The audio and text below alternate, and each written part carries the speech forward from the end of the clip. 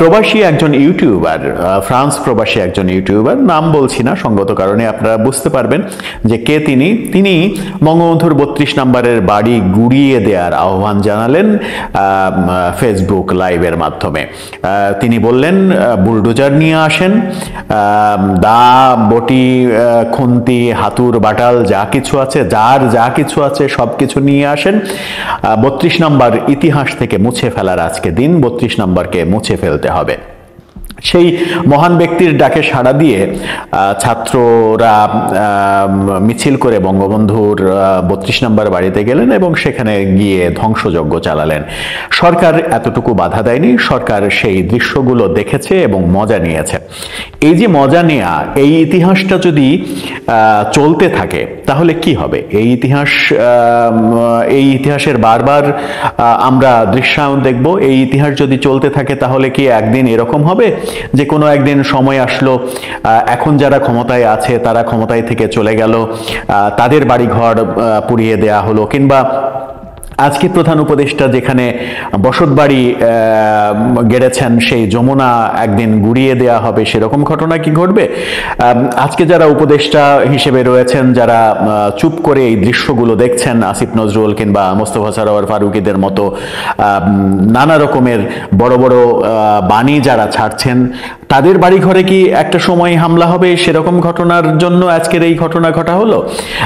যদি বিদ্বেষের কথা বলা হয় তাহলে আজকে আপনি যে উদাহরণ তৈরি করছেন, আগামীকালকে সেই উদাহরণের জন্য আপনাকেও প্রস্তুত থাকতে হবে। সেই ধারাবাহিকতা কি তৈরি করতে চান আপনি কিংবা আপনারা, নাকি বাংলাদেশে একটা শান্তিপূর্ণ বসবাসের উপযোগী দেশ হিসেবে গড়ে তুলতে চান? যারা অন্যায় করেছে, যারা অপরাধ করেছে, তাদের আইনগতভাবে শাস্তি দেয়া একটা ব্যাপার, আর আইন নিজের হাতে তুলে নিয়ে তার একটা কথা কিংবা ভাষণ দেবেন, এখনো দেননি, মানে তখনও দেননি, সেইটাকে কেন্দ্র করে স্বাধীনতা যুদ্ধের অন্যতম প্রতীক হয়ে ওঠা বঙ্গবন্ধুর ৩২ নম্বর বাড়িতে আবারও আক্রমণ। ৫ আগস্ট যেটা হয়েছিল সেটাকে অনেকেই নানাভাবে যুক্তিতর্ক দিয়ে বলেছিলেন শেখ হাসিনার উপরে খেপাটে জনগণ এক ধরনের তাদের আক্রোশ মিটিয়েছেন বিভিন্ন স্থাপনায় আক্রমণ করে। সেটাকে যদি একটা স্বাভাবিকতার মধ্যেও ধরা হয় তাহলে আজকেরটা কি স্বাভাবিকের মধ্যে? আজকেরটা কি পরিকল্পিত না? এই যে পরিকল্পিত, গত রাত থেকে প্রতিরোধের ঘোষণা দেয়া হলো, দূর দেশ থেকে বাড়ি গুড়িয়ে দেওয়ার আহ্বান জানানো হলো, ছাত্ররা মিছিল করে ৩২ নম্বরের দিকে গেল, এই যে এত সময়, সেই এত সময় পেয়েও সরকার কি তাদের নিবৃত্ত করতে পারলো না?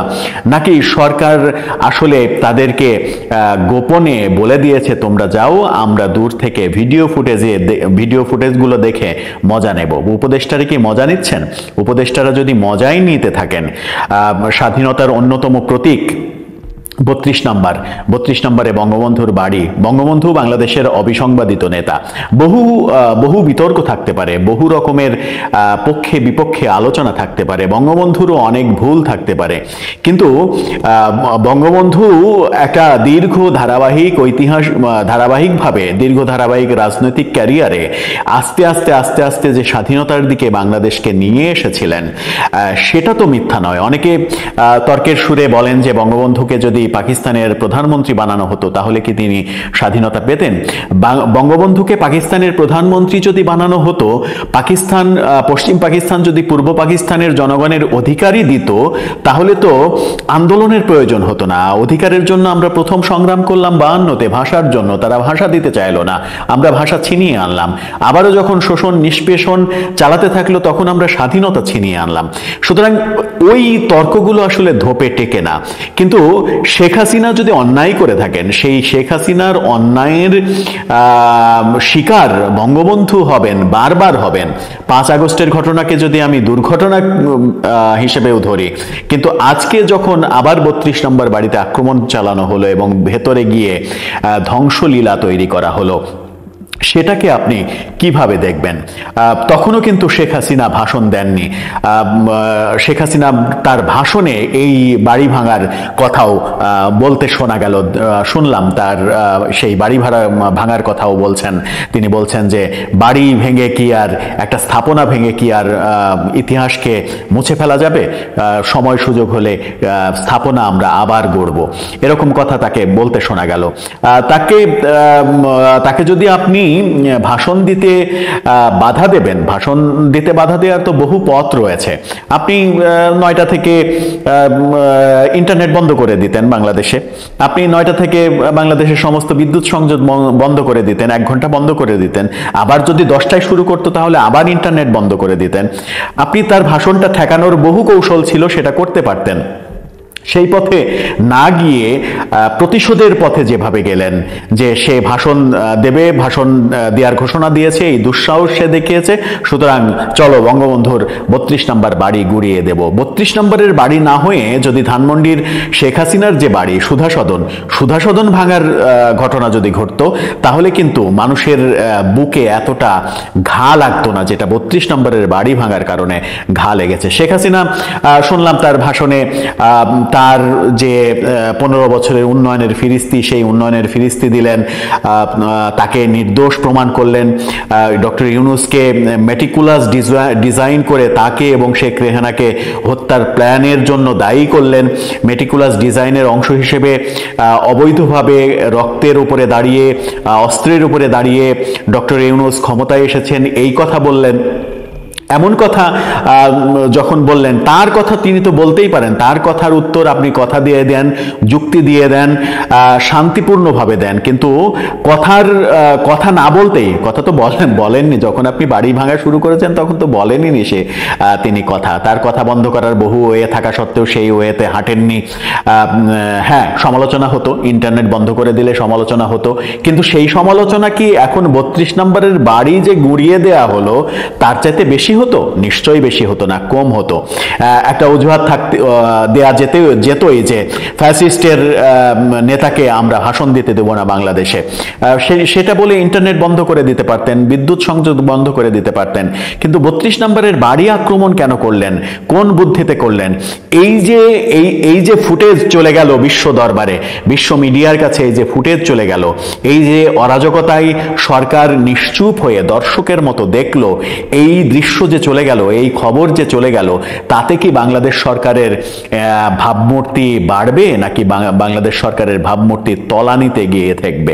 আর সব থেকে বড় কথা, যেটা দিয়ে শুরু করেছিলাম, এই যে জ্বালাও পোড়াওয়ের সংস্কৃতি তৈরি করা হচ্ছে, এই জ্বালাও পোড়াও, প্রতিশোধ নেয়া, কিছু বললেই তার একটা কথা বললো, কথার বিপরীতে পাল্টা কথা না বলে, যুক্তি না দিয়ে তার বাড়িঘর আক্রমণ করা, বাড়িঘর ভেঙে দেয়া, গুড়িয়ে দেয়া, মেরে ফেলা, মব, এটা তো খুব একটা ভালো দৃষ্টান্ত হলো না, ভালো দৃষ্টান্ত হচ্ছে না।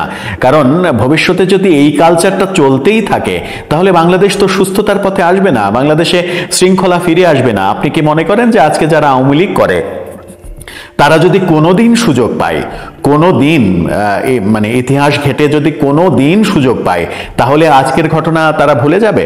আজকের ঘটনা কি ভুলে যাওয়ার কথা? ভুলে যাওয়ার কোনো কারণ রয়েছে?